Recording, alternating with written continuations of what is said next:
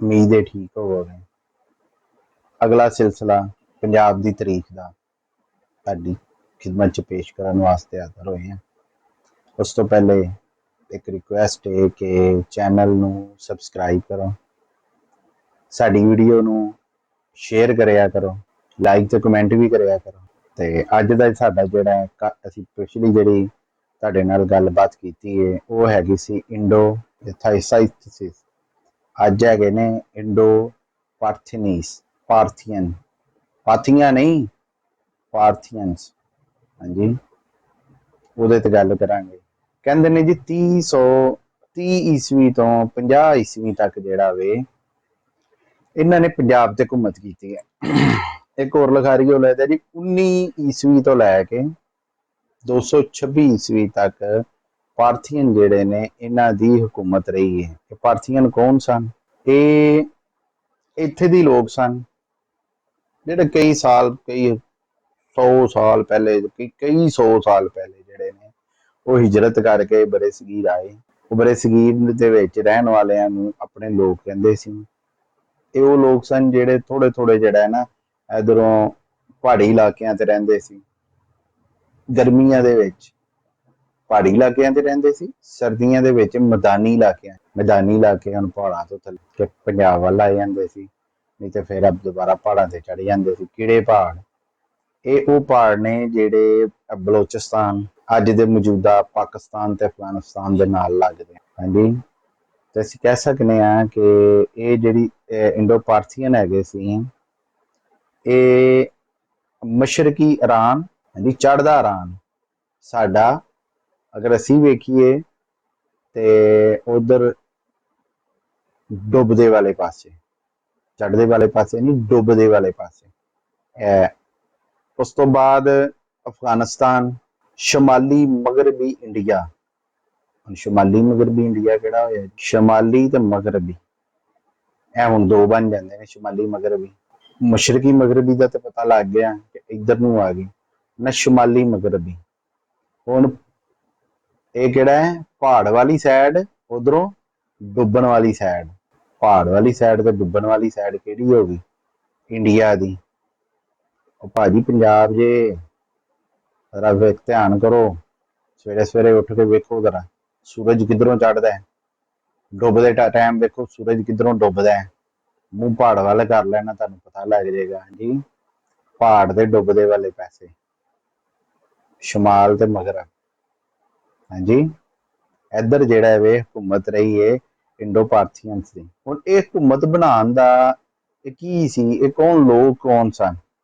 लिखारी लिखते ने जी ये एक गवर्नर सी, किहड़े सूबे दा? सकास्तान दा।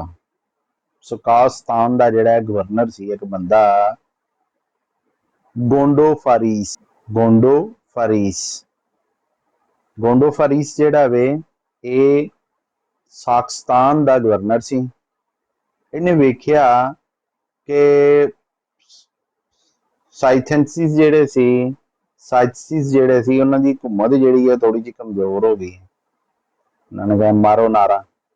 जी उन्हें नारा मार लिया, मैं आपे ही बादशाह, बन गया जी बादशाह। उस तो बाद कहंदे ने इहदी जिहड़ी हुकूमत सी ना, ओहदा जिहड़ा वे इलाका किहड़ी साइड तो? मशरक वाली साइड तो। मगरब की तो डुबदे की तो गल कर ली, चढ़दे की असीं गल नहीं की। चढ़दे वाली साइड का जिहड़ा इलाका सी ना, वो उधरों इहदी कोई सल्तनत एडी वड्डी नहीं सी, छोटी सी, होर उत्थे हुकूमतां बन गईयां सी। हाँ जी, ते वो जिहड़ा ना इहदा जिक्र इसलिए कीता है कि लिखारी ने लिखिया है। हुण पंजाब 5 दरियावां तो बाद सिंध दा जिहड़ी जमीन सी नाल लगदी दरखेज जमीन, ये सारी उत्ते इहदा जिहड़ा ना चलदा सी, सिक्का ना चलदा सी।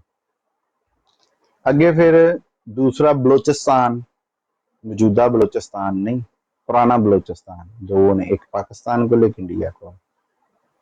पाकिस्तान को एक ईरान को, इंडिया को नहीं है। इंडिया का तो तलक ही कोई नहीं, बलोचिस्तान च बड़ा फर्क है दोनों के विच।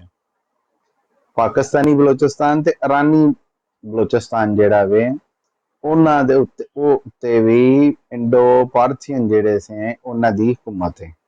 ਉਸ ਤੋਂ ਬਾਅਦ ਜੀ ਅੱਗੇ ਆ ਗਿਆ ਮਥੁਰਾ। ਮਥੁਰਾ ਜਿਹੜਾ ਹੈ ਉੱਥੇ ਵੀ ਪਾਰਥੀਅਨ ਦੀ ਹਕੂਮਤ। ਫਿਰ ਇੱਕ ਬੰਦਾ ਲਿਖਦਾ ਜੀ ਮਰਦਾਨ ਦੇ ਵਿੱਚ ਤਖਤਬਾਈ ਜਿਹੜਾ ਹੈ ਨਾ, ਇੱਕ ਇਹਦੀ ਧਾਰਮਿਕ ਯਾਨੀ ਕਿ ਮਜ਼ਹਬੀ ਕੋਈ ਇਬਾਦਤ ਗਾਹ ਹੈ ਬੁੱਧ ਮਤ ਦੀ, ਉਹ ਪਾਰਥੀਅਨ ਨੇ ਬਣਵਾਈ ਸੀ। ਪਾਰਥੀਅਨ ਜਿਹੜੇ ਸਨ, ਇੰਡੋ ਪਾਰਥੀਅਨ, ਇਹਨਾਂ ਨੇ ਬਣਾਈ ਸੀ। ਕੁਛ ਕਹਿੰਦੇ ਨੇ ਕਿ ਇਹੋ ਹੀ ਨੇ ਜਿਨ੍ਹਾਂ ਨੂੰ ਸੂਰੀਆ ਨੂੰ ਕਿਹਾ ਜਾਂਦਾ ਹੈ। ਉਹ ਵਾਲੇ ਸੂਰੀਆ ਉਹ ਸ਼ਾਮੀ ਨਹੀਂ, ਇਹਨਾਂ ਨੂੰ ਇੱਥੇ ਦੇ ਸੂਰੀਅਨ ਕਿਹਾ ਜਾਂਦਾ।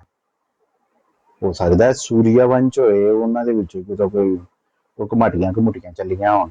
ਹਾਂਜੀ, ਅਗਲੀਆਂ ਜਿਹੜੀਆਂ ਨੇ, ਤੇ ਇਹਨਾਂ ਨੂੰ ਸੂਰੀਅਨ ਵੀ ਕਿਹਾ ਗਿਆ।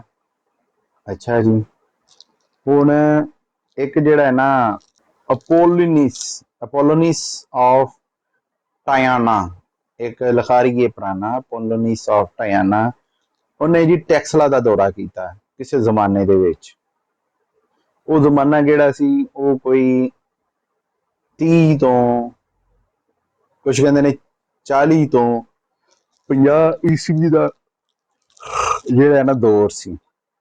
ਇੱਕ ਯੂਨਾਨੀ ਆਇਆ ਲਿਖਾਰੀ, ਉਹਨੇ ਇੱਥੇ ਆ ਕੇ ਵੇਖਿਆ ਵੂਖਿਆ, ਉਹ ਕਹਿੰਦਾ ਜੀ ਪਾਰਥੀਅਨ ਦੀ ਹਕੂਮਤ ਸੀ ਟੈਕਸਲਾ ਦੇ ਉੱਤੇ। ਤੇ ਸਨ ਕਿਹੜਾ ਸੀ? 46 ਈਸਵੀ। ਚਲੇ ਅਸੀਂ ਕਹਿ ਦਿੱਤਾ ਨਾ ਕਿ 30 ਤੋਂ 50 ਈਸਵੀ ਦੇ ਵਿੱਚ ਪਾਰਥੀਅਨ ਦੀ ਹਕੂਮਤ ਜਿਹੜੀ ਹੈ ਪੰਜਾਬ 'ਚ ਰਹੀ ਹੈ। ਹੁਣ ਉੱਤੇ ਜਿਹੜਾ ਟੈਕਸਲਾ ਦਾ ਬਾਦਸ਼ਾਹ ਵੇ, ਤੇ ਭਾਜੀ ਉਹ ਥੱਲੇ ਦਾ ਵੀ ਤੇ ਹੈ ਨਾ, ਮੈਦਾਨ ਤੇ ਵੀ ਤੇ ਉਹਦਾ ਹੀ ਆ ਕੇ ਪਹਿਲੀਆਂ ਸਾਰੀਆਂ ਹਕੂਮਤਾਂ ਚ ਇੰਝ ਵੇਖਿਆ ਸੀ। ਤੇ ਫਿਰ ਉਹਨੇ ਲਿਖਿਆ ਵੇ ਕਿ ਇਹ ਜਿਹੜੇ ਪਾਰਥੀਅਨ ਲੋਕ ਸਨ, ਇਹਨਾਂ ਦੇ ਦਰਬਾਰ ਦੀ ਜਿਹੜੀ ਜ਼ੁਬਾਨ ਹੈ ਉਹ ਯੂਨਾਨੀ ਸੀ, ਵਿਗੜੀ ਹੋਈ ਯੂਨਾਨੀ ਜ਼ੁਬਾਨ, ਕਿ ਇਹ ਇਹਨਾਂ ਦੀ ਆਪਣੀ ਜ਼ੁਬਾਨ ਵੀ ਇਹਨਾਂ ਨੇ ਮਿਕਸ ਕੀਤੀ ਸੀ, ਤੇ ਦਰਬਾਰ ਦੀ ਜ਼ੁਬਾਨ ਜਿਹੜੀ ਹੈ ਯੂਨਾਨੀ ਸੀ।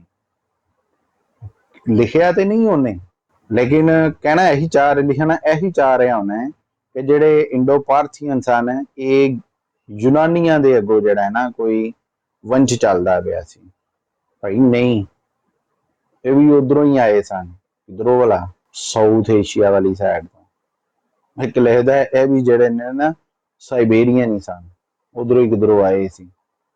ਫਿਰ ਇੱਕ ਕਹਿੰਦਾ ਜਿਹੜੇ ਨੇ ਯੂਰੇਸ਼ੀਅਨ ਲੋਕ ਸਨ, ਜਿਹੜੇ ਯੂਰਪ ਤੋਂ ਹਿਜਰਤ ਕਰਕੇ ਪਹਿਲੇ ਕਿੱਥੇ ਆਏ? ਸੈਂਟਰਲ ਏਸ਼ੀਆ 'ਚ, ਉੱਥੋਂ ਹਿਜਰਤ ਕਰਕੇ ਥੱਲੇ ਪਹਾੜਾਂ ਤੋਂ ਉਤਰੇ ਤੇ ਪੰਜਾਬ 'ਚ। ਹਾਂਜੀ, ਕੁਝ ਕਹਿੰਦੇ ਨੇ ਇਹਨਾਂ ਦਾ ਤੇ ਆਰੀਅਨ ਜਿਹੜੇ ਨੇ ਉਹ ਇੱਕੋ ਹੀ ਸਨ ਪਿੱਛੋਂ।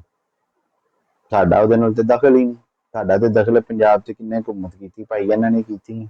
ਲਿਖਾਰੀ ਲਿਖਦਾ 1900 ਈਸਵੀ ਤੋਂ ਲੈ ਕੇ 226 ਈਸਵੀ ਤੱਕ ਕਿਸੇ ਨਾ ਕਿਸੇ ਤਰ੍ਹਾਂ ਪੰਜਾਬ ਦੇ ਕਿਸੇ ਨਾ ਕਿਸੇ ਇਲਾਕੇ ਦੇ ਵਿੱਚ ਐਗਜ਼ਿਸਟ ਕਰਦੇ ਰਹੇ। ਤੇ ਇਹਨਾਂ ਨੇ ਸਾਇਥਨਸ ਜਿਹੜੇ ਸਨ ਉਹਨਾਂ ਦੀ ਹਕੂਮਤ ਖਤਮ ਕੀਤੀ। ਇਹਨਾਂ ਦੀ ਹਕੂਮਤ ਅੱਗੋਂ ਕੀਤੀ ਖਤਮ ਕੁਸ਼ਾਨਾ ਨੇ। ਬੜੀ ਆਲੀਸ਼ਾਨ ਸਲਤਨਤ ਰਹੀ ਹੈ ਕੁਸ਼ਾਨਾ ਦੀ। ਕੌਣ ਲੋਕ ਸਨ, ਕਿੱਥੋਂ ਦੇ ਸਨ, ਉਹਦੇ ਤੇ ਵੀ ਅਸੀਂ ਗੱਲ ਕਰਾਂਗੇ। ਜਿਵੇਂ ਅਸੀਂ ਪਾਰਥੀਅਨ ਤੇ ਗੱਲ ਕੀਤੀ, ਬਾਕੀ ਲੋਕਾਂ ਤੇ ਗੱਲ ਕੀਤੀ। ਤੇ ਜੀ ਚੈਨਲ ਨੂੰ ਸਬਸਕ੍ਰਾਈਬ ਕਰੋ, ਸ਼ੇਅਰ ਕਰੋ, ਲਾਈਕ ਕਰੋ, ਕਮੈਂਟ ਵੀ ਕਰੋ। ਤੇ ਸਾਡੀ ਹੌਸਲਾ ਅਫਜ਼ਾਈ ਵਾਸਤੇ ਅਗਰ ਤੁਸੀਂ ਆਪਣੇ ਕਿਸੇ ਰੱਬ ਰੱਖ